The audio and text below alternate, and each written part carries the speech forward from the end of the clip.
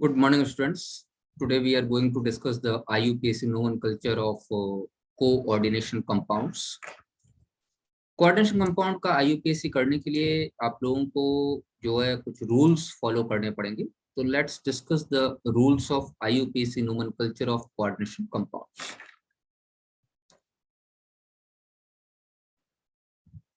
IUPAC nomenclature of coordination compounds.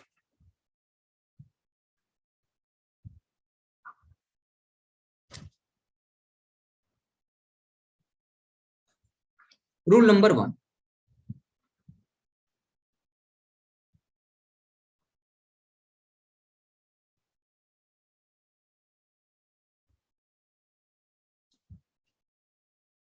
Cations are named first and then anions. ये बिल्कुल उसी rule की तरीके से सिमिलर है जैसे कि नॉर्मल साल्ट्स में हम लोग सोडियम क्लोराइड में हमेशा NaCl में सोडियम को पहले लिखते हैं, सोडियम क्लोराइड लिखते हैं, कभी भी क्लोराइड सोडियम नहीं लिखते. तो कैटायंस को पहले लिखेंगे और एनायंस को बाद में लिखेंगे. ये rule number 1. Rule number 2.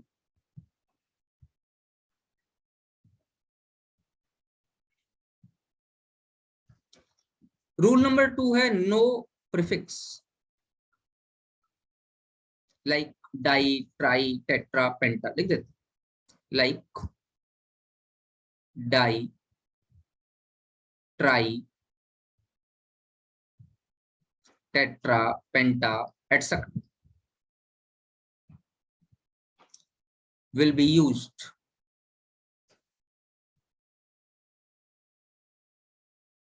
for the species. Species में दोनों ही हो सकते हैं, कैटायन या anion. No prefix will be used for the species. Species में दोनों हो सकते हैं, कैटायंस और एनायंस. फॉर नहीं, फॉर द स्पीसीज. इस फॉर को हटा लो. present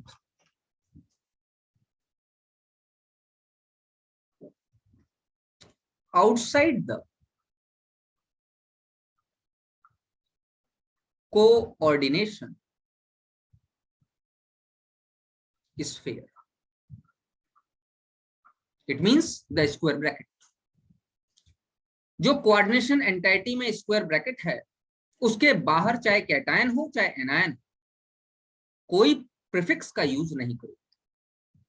डाई, ट्राई, टेट्रा, पेंटा प्रीफिक्सेस का यूज उनके लिए नहीं किया जाएगा. एग्जाम्पल में हम सब कुछ दोबारा देखेंगे, एक एक करके रूल्स समझते जाइए. Rule number 3.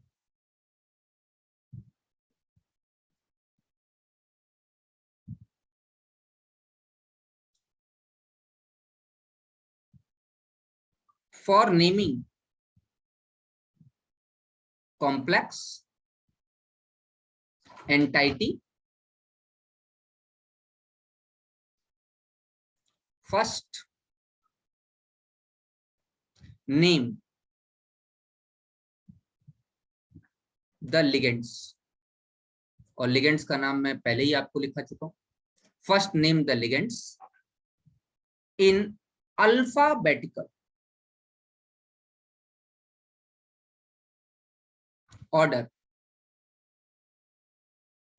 with required prefixes. With required prefixes like di, tri, tetra, penta, etc. Ligands के लिए जो कोऑर्डिनेशन स्फीयर के अंदर की एंटाइटी है उसके लिए डाई ट्राई टेट्रा पेंटा का यूज करेंगे। For naming complex, first name the ligands in the alphabetical order with required prefixes like di, tri, tetra, penta, etc. And then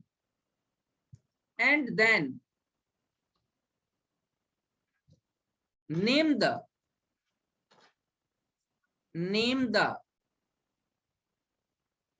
metal with its oxidation state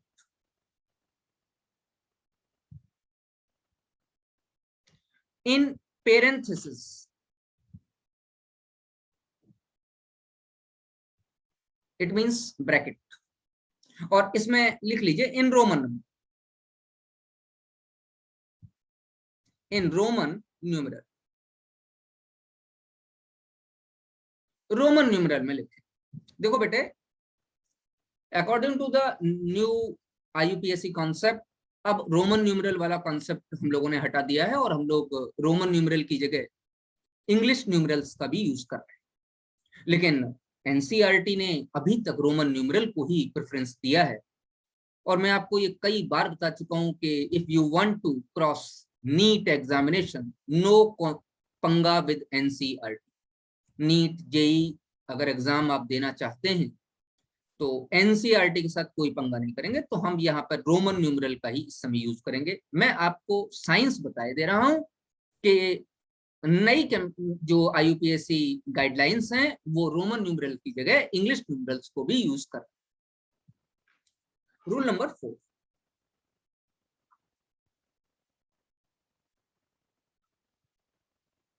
if the ligand itself contain any numeral in their name, then use the prefixes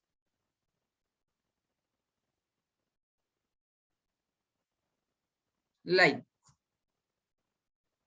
bis, tris, tetrakis, pentakis, etc.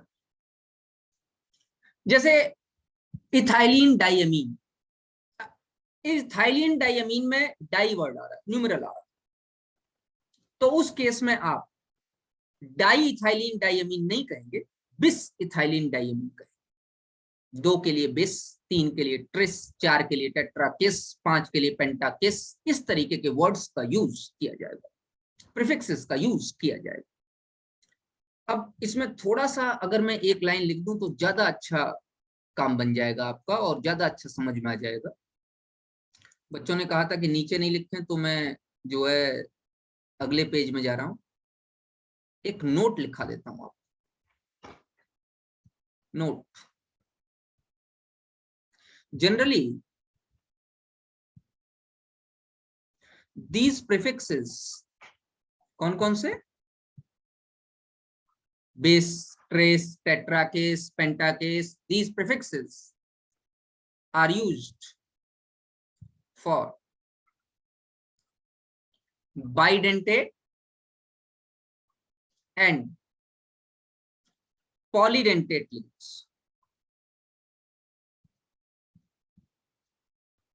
तो अब बच्चे कहेंगे sir direct ही बता देते कि for bidentate and polydentate ligands आप बिस, tris, tetrakis का यूज करेंगे, ये एक नया पॉइंट क्यों जोड़ा? हाँ बेटे, समझिए इस चीज को।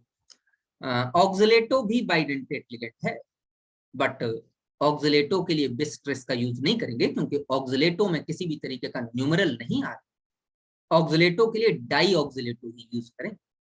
लेकिन इथाइलिन डायमीन में डाई आ रहा है। इथाइलिन डायमीन टेट्रा एसीटेट, इसमें डाई भी आ रहा है और टेट्रा भी आ रहा है। तो जब न्यूमरल लिगेंड के नाम के अंदर है तो उसके लिए हम लोग जो है बिस, ट्रिस, टेट्राकिस का यूज करें। और ये हमेशा आपको बाइडेंटेट और पॉलीडेंटेट लिगेंड्स में मिलेगा, तो इसका एक ध्यान रखिएगा, एक ऑक्सिलेटो के लिए ऐसा काम नहीं, याद रहेगा। और इसमें सबसे इंपॉर्टेंट बात ये आती है कि ऑक्सीडेशन स्टेट पेरेंथेसिस में जो आप लिख रहे हो उसका कैलकुलेशन बहुत सही होना चाहिए।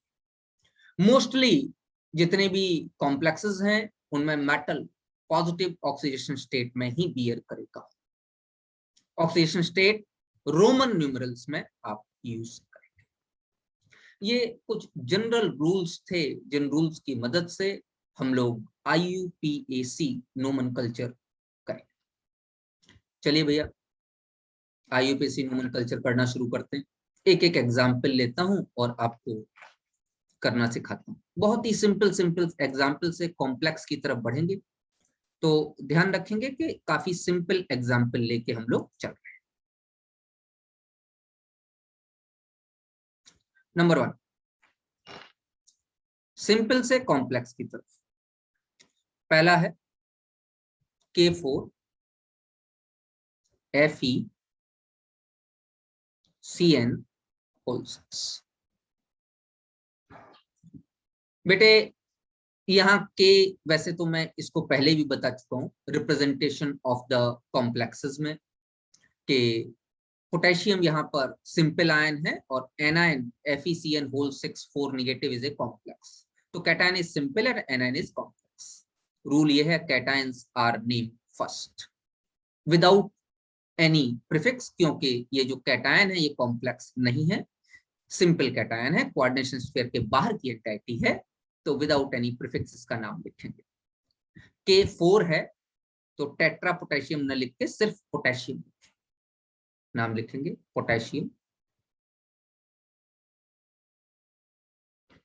अब एनायन पर आ जाओ, क्योंकि अब तो कुछ बचा नहीं, तो एनायन पे एनायन को नाम लिखते समय, क्योंकि एनायन कॉम्प्लेक्स है और कॉम्प्लेक्स का नाम लिखते समय हमेशा लिगेंड को पहले लिखेंगे, उसके बाद सेंट्रल मेटल एटम को। लिगेंड यहाँ सिर्फ साइनाइड लगा है तो अल्फाबेटिकल ऑर्डर का कोई प्रॉब्लम नहीं है।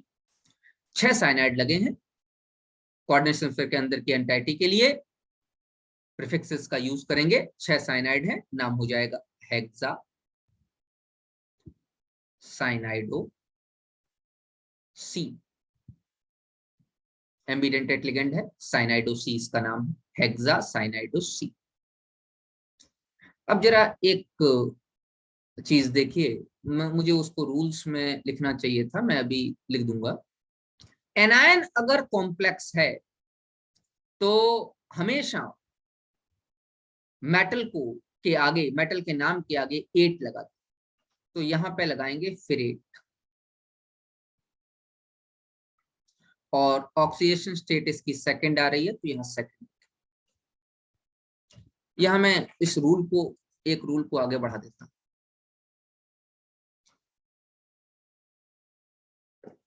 रूल नंबर 5, यहां मैं एक रूल बढ़ा देता हूं। Rule number 5, if anion is complex, use 8 suffix with the metal। Metal के आगे 8 लगा, सफिक्स मतलब जो बाद में आता है, मेटल के नाम के आगे 8 लगा, ध्यान रखिए इस चीज को। चलिए अब मैं सिंपल सिंपल आपको पहले बताऊंगा जिससे कि आपको नाम करना आ जाए। बेटे दूसरा नाम, आप नाम लिख के दे रहा हूँ, कॉम्प्लेक्स में लिख के दे रहा हूँ, और भी हम लोग कॉम्प्लेक्स ले लेंगे, अलग अलग डिफरेंट बुक्स से आप कॉम्प्लेक्सेस ले लीजिए, नाम कीजिए। मैं कहता हूँ FeCN whole thrice, FeCN whole thrice use करो नाम, FeCN होल थ्राइस। अब जैसे इसका नाम पढ़े तो नाम हो जाएगा पोटेशियम हेक्सा साइनाइडो सी, थोड़ा ब्रैकेट लगाना पड़ेगा, इसमें एम्बिडेंटेड लिगेंड है, हेक्सासाइन FeCN होल 6।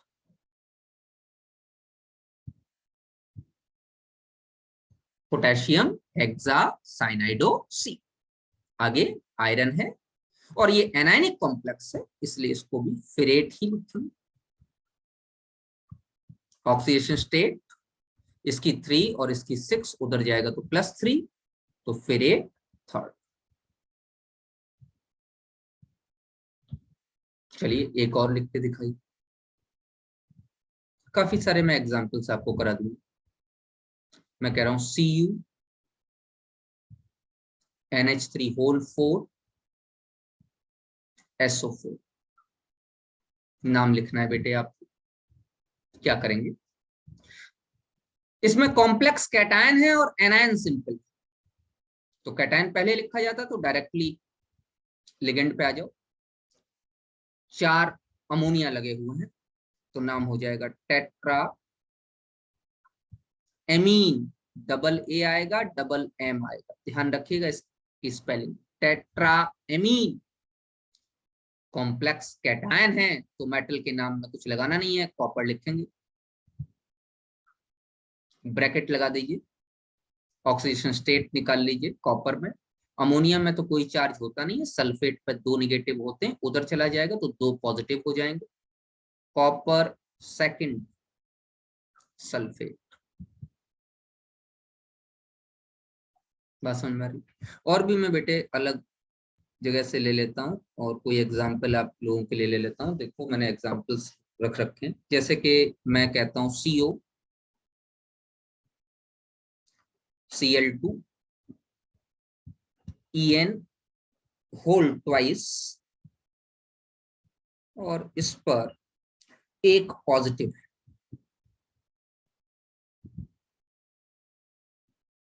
नाम लिख सकते हैं। कोशिश कीजिए कि मेरे नाम लिखने से पहले आप लोग वीडियो पॉज करके नाम लिखने की कोशिश करें।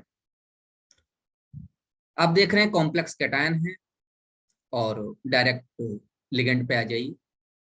एक क्लोरीन है और एक इथाइलिन डाइएमीन। बेटा मैंने आपको बताया था EN को इथाइलिन डाइएमीन लिख सकते हैं या इथेन 1,2 डाइएमीन IUPAC लिख सकते हैं। तो चलिए लिखते हैं। 2 क्लोरीन है, Cl अल्फाबेटिकल ऑर्डर में C पहले आता है और E बाद में आता है, तो Cl क्लोरीन को पहले लिखा जाएगा, तो नाम हो जाएगा डाई क्लोराइड। ठीक है। En क्या है, ethylene diamine. Ethylene diamine numerical word containing ligand है, इसलिए इसके लिए जो प्रीफिक्स यूज करेंगे वो बिस, तो नाम हो जाएगा बिस। बाइडेंटेट लिगेंड है, ब्रैकेट में लिखा जाएगा इथाइलिन डाइएमीन, यहां पर एक ही एम आए, बिस इथाइलिन डाइएमीन। कॉम्प्लेक्स कैटायन है इसलिए मेटल को जैसे कि तैसे लिखा जाएगा, कोई सफिक्स नहीं यूज किया जाएगा, कोबाल्ट। ब्रैकेट पेरेंथेसिस लिख लीजिए। पेरेंथेसिस में अब क्लोरीन में 2 निगेटिव होते हैं और En में तो कोई चार्ज होता नहीं है, 2 निगेटिव उधर जाएंगे तो 2 पॉजिटिव हो जाएंगे, और ये पॉजिटिव पहले से है तो पॉजिटिव और पॉजिटिव मिलके क्या हो जाएंगे 3, तो 3 पॉजिटिव हो जाएंगे, तो कोबाल्ट थर्ड। एक बात और बता देता हूँ, चूंकि 2006 का रिकमेंडेशन IUPAC ने एक्सेप्ट कर लिया है, इसलिए वो और NCERT उस IUPAC रिकमेंडेशन के को मान रही है, इसलिए हम इसके आगे आयन लिखें या न लिखें कोई फर्क नहीं पड़ेगा, क्योंकि रिकमेंडेशन के बाद इसके आगे आयन लिखना जरूरी नहीं रह गया। पहले ऐसा होता था, कोबाल्ट थर्ड के बाद आयन लिखते थे, लेकिन अब जो है 2006 IUPAC रिकमेंडेशन के बाद ऐसा कोई जरूरी नहीं रहेगा। तो आप अगर आयन नहीं भी लिखेंगे तो भी कोई प्रॉब्लम नहीं है। NCERT आयन नहीं लिखे, इसलिए आप भी आयन नहीं लिखे। चलिए क्वेश्चन नंबर 5। क्वेश्चन नंबर 5 ले लेते हैं बेटे। AgNH3 होल ट्वाइस और AgCN whole twice, somewhat different.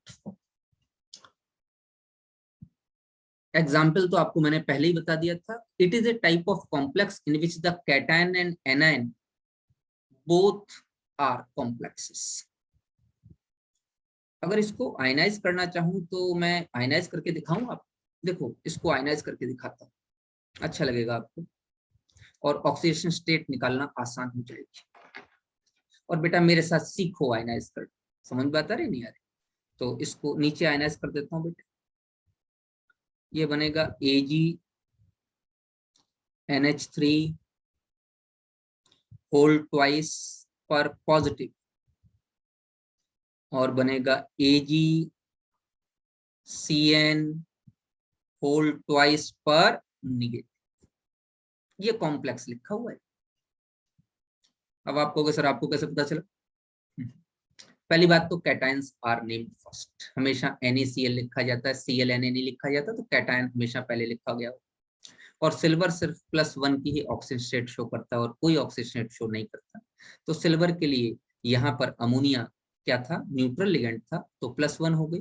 Cyanide negative charge ligand है, -2 है, उधर जाएगा +2 हो जाएगा. +2 और -1 +1 दोबारा आ जाएगा. तो इसकी भी +1 आ गई, इसकी भी +1 आ गई. इस तरीके से मैंने इसे आयनाइज किया. ये आपको सीखना पड़ेगा. मैंने पहले ही कहा कि रेडॉक्स रिएक्शन के बारे में आपको अच्छी जानकारी होनी चाहिए. आप ऑक्सीडेशन स्टेट निकालना जितना बढ़िया से जानते होंगे बेटे, इसको उतने आसानी से आयनाइज कर पाएंगे. चलिए हम इसका नाम लिखेंगे. नाम लिखने के लिए पहले कैटायंस का नाम लिखेंगे. कैटायन इसमें कॉम्प्लेक्स है और उसमें अमोनिया लगा है, नाम लिखेंगे di ammine. AMMINE, di ammine लिखेंगे. सिल्वर, कैटायन के लिए तो सिल्वर ही लिखेंगे. ब्रैकेट बंद. ब्रैकेट के अंदर क्या आएगा? वैसे तो आप यहाँ आयनाइज करके निकाल चुके हैं. Ag1 पॉजिटिव की स्टेट में कैटायन में, तो सिल्वर फर्स्ट लिख सकते हैं, मुझे कोई प्रॉब्लम नहीं. उसके बाद एनायन. एनायन क्या है बेटे? साइनाइड लगे हुए हैं, तो नाम हो जाएगा डाई साइनाइडो सी. अब ये एनायन है तो एनायन को सिल्वर नहीं लिखेंगे, आर्जेंटेट 8 लगा देंगे उसके आगे. डाई साइनाइडो सी आर्जेंटेट. आर्जेंटेट में कितना है बेटे? AgCN whole twice negative. निकाल लीजिए Ag पर. क्लियर हो रही मेरी बात? नेक्स्ट और भी कुछ एग्जाम्पल आपको कराता हूं, ध्यान से देखिए. एग्जाम्पल नंबर 6 मैं ले लेता हूं बेटे, और इसको अपने आप करने की कोशिश कीजिए. PT NH3 whole twice Cl NO2. कोई चार्ज नहीं. इसी तरीके से 7th एक और देता हूं बेटे, इसको भी करने की कोशिश कीजिए. HgCO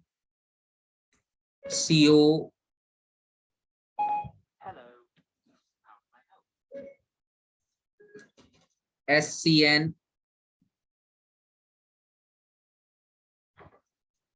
होल 4 पर आ जाएगा. 8th हम ले लेते हैं K2 ZN OH whole 4. 9th हम ले लेते हैं बेटे CO EN whole twice, sorry EN whole thrice. Complex जो लिखा है आप वही लिखेंगे, कॉम्प्लेक्स के साथ कोई गड़बड़ नहीं करेंगे. Whole twice SO4 whole thrice. और कोई एक आध कॉम्प्लेक्स कर लीजिए आप. मैं कहता हूं 10th 10th में ले लेता हूं आपका K3Al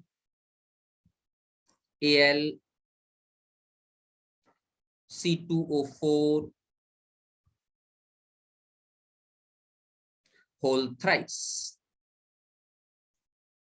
मेरे हिसाब से आप ट्राई कर चुके होंगे, और अब मैं आपको एक एक का नाम बताता हूं।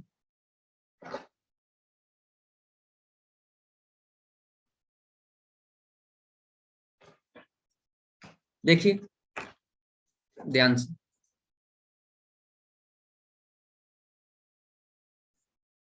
नाम लिखते हैं। कॉम्प्लेक्स पर कोई चार्ज तो है नहीं, तो डायरेक्ट लिगेंड पे आ जाओ।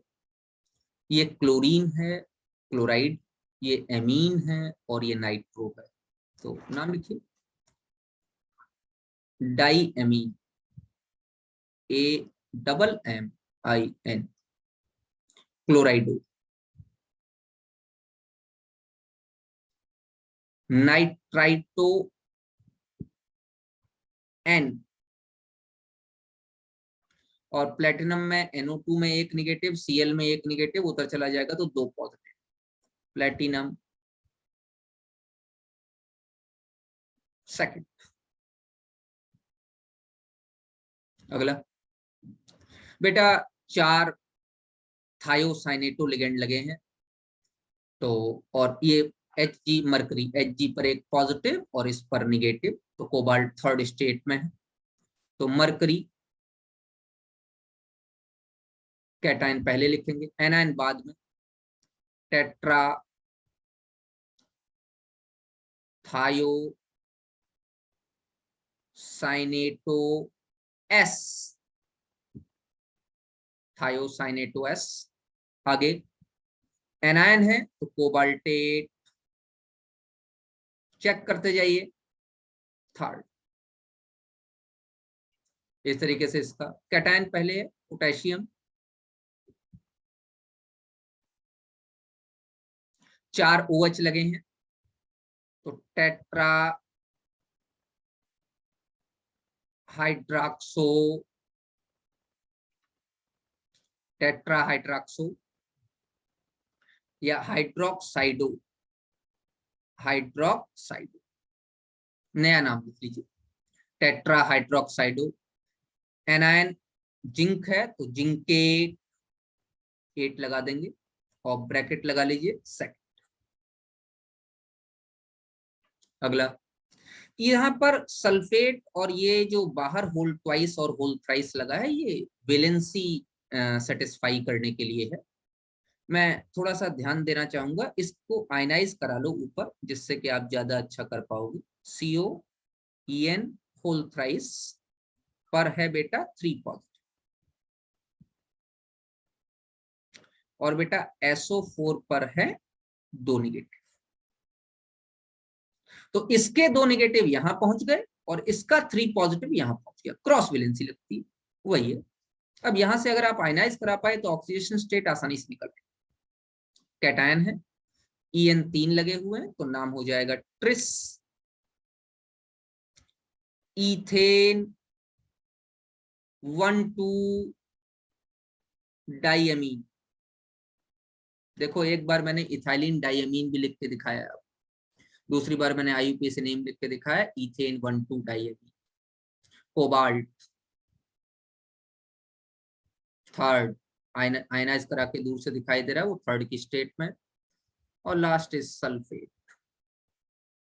सल्फेट थ्राइस लगा है, लेकिन हम कोऑर्डिनेशन स्फीयर के बाहर की एंटाइटी के लिए डाई ट्राई टेट्रा पेंटा वर्ड्स का यूज नहीं करते।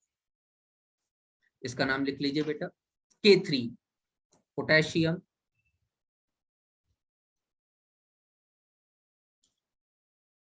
C2O4 ऑक्सलेटो, मैंने अभी भी आपको बताया ऑक्सलेटो में ट्रिस इस्तेमाल नहीं करेंगे, ट्राई, तो पोटेशियम ट्राई ऑक्सलेटो। आगे, अब यहां पर एनायन है कॉम्प्लेक्स, तो मेटल में 8 लगा देंगे, एल्यूमिनेट, एल्यूमिनेट थर्ड। ऑक्सीलेटो में 2 नेगेटिव होते हैं, ये उधर चला जाएगा और 3 पॉजिटिव है तो 6 नेगेटिव और 3 पॉजिटिव 3 नेगेटिव उधर जाके 3 पॉजिटिव में कन्वर्ट हो जाएगा। वैसे भी एक बात मैं आपको बताऊं, मैंने जब रेडॉक्स रिएक्शन आप लोगों को पढ़ाया था तो मैंने आपको बताया था कि कुछ ऐसे मेटल हैं जो कभी भी अपनी oxygen state change, non metal में भी और मेटल में भी, तो मेटल्स में एल्युमिनियम है हमेशा 3+3 शो करता है, जिंक है हमेशा +2 शो करता है, एल्कली मेटल है, एल्कलाइन अर्थ मेटल है, एल्कली मेटल हमेशा +1 शो करेंगे, एल्कलाइन अर्थ मेटल हमेशा +2 शो करेंगे, तो यहाँ पे कोई प्रॉब्लम भी नहीं होनी चाहिए। एल्युमिनियम है वो 3 के अलावा कोई शो करेगा ही नहीं, वैसे तो डायरेक्ट कैलकुलेट कर लो तो ज्यादा अच्छा। ये बेटे आपका एक पार्ट आज मैंने आपको कराया जिसका नाम था IUPAC nomenclature of coordination compounds. ये आप घर में प्रैक्टिस कीजिए, कोई प्रॉब्लम हो आप मुझे जो है कमेंट में सेक्शन में प्रॉब्लम्स पूछ सकते हैं, मैं जवाब दूंगा सारे। बेटे इसके बाद हम लोग बॉन्डिंग की तरफ चले। Werner's coordination theory first type की बॉन्डिंग हम लोगों ने पढ़ ली है और हम लोगों को नेक्स्ट वैलेंस बॉन्ड थ्योरी और क्रिस्टल फील्ड थ्योरी इनकी बात करें। तो आज का लेक्चर यहीं समाप्त करेंगे बेटे। घर बैठिए, मेहनत कीजिए, नीट की तैयारी कीजिए, खुश रहिए और नेक्स्ट लेक्चर हम लोग VBT या वैलेंस बॉन्ड थ्योरी या कॉन्सेप्ट ऑफ हाइब्रिडाइजेशन आपसे दोबारा